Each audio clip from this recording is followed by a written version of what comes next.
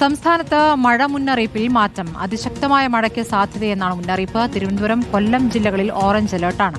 പത്തനംതിട്ട, കോട്ടയം, ആലപ്പുഴ, എറണാകുളം, ഇടുക്കി ജില്ലകളിൽ യെല്ലോ അലർട്ടുമാണ്.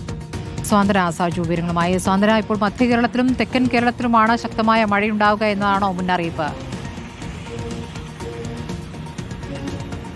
സ്മൃതി, കാലവർഷം കനക്കുകയാണ്. അതോടുകൂടി തന്നെ തെക്കൻ ജില്ലകളിലും അതുപോലെ തന്നെ മധ്യ കേരളത്തിലും മഴ കനക്കുന്നു എന്നുള്ള റിപ്പോർട്ടുകളാണ് പുറത്തുവരുന്നത്.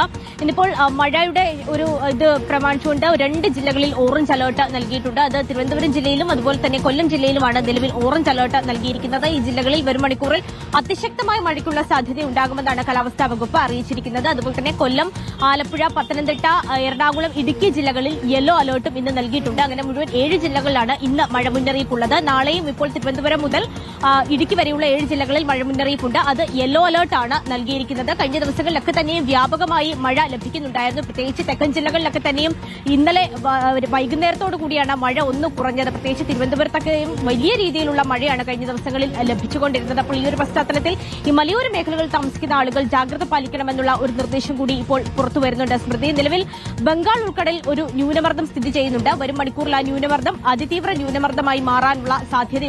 അതുപോലെ തന്നെ കിഴക്കൻ കാറ്റും ശക്തമായി തന്നെ വീശുന്നുണ്ട്. അപ്പോൾ ഇതിന്റെയൊക്കെ ഒരു സ്വാധീന ഫലമായിട്ടാണ് നിലവിൽ സംസ്ഥാനത്ത് മഴ ലഭിക്കുന്നത്. മഴയ്ക്കൊപ്പം തന്നെ ഇടിമിന്നലിനും അതുപോലെ തന്നെ ശക്തമായ കാറ്റിനുള്ള സാധ്യതയുമുണ്ട് എന്ന് കാലാവസ്ഥാ വകുപ്പ് അറിയിച്ചിട്ടുണ്ട്. അപ്പോൾ അതുകൂടി ഈ പൊതുജനങ്ങൾ ജാഗ്രത പാലിക്കണമെന്നാണ് അറിയിച്ചിരിക്കുന്നത്. മത്സ്യത്തൊഴിലാളികൾക്കും പ്രത്യേക ജാഗ്രതാ നിർദ്ദേശം കഴിഞ്ഞ ദിവസം തന്നെ നൽകിയിരുന്നതാണ്. കേരള തീരത്തു നിന്നും അതുപോലെ തന്നെ ലക്ഷദ്വീപ് തീരത്തു നിന്നും മത്സ്യബന്ധനത്തിന് വിലക്ക് ഏർപ്പെടുത്തിയിട്ടുണ്ട്. ഈ മാസം 24 വരെയാണ് മത്സ്യബന്ധനത്തിന് വിലക്ക് ഏർപ്പെടുത്തിയിരിക്കുന്നത്. എന്തായാലും ഈ മഴ കനക്കുന്ന പശ്ചാത്തലത്തിൽ പൊതുജനങ്ങൾ എല്ലാവരും ജാഗ്രത പാലിക്കണമെന്ന് തന്നെയാണ് സ്മൃതി കാലാവസ്ഥാ വകുപ്പ് നൽകിയ വിവരങ്ങളാണ്.